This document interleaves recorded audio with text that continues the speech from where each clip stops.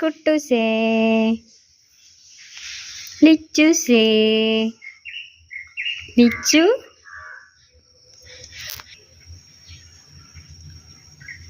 ലിച്ചു ലിച്ചു ആരാ വിളിക്കണേ? രണ്ടാളും നല്ല കുട്ടികളായി ഇവിടെ ഇരിക്കുക. ഏയ് ഇത് കുട്ടുട്ടോ, അതാണ് നമ്മൾ ലിച്ചു. ലിച്ചു ഒരു പാവം. രണ്ടാൾക്കും ഫുഡ് കൊടുത്താൽ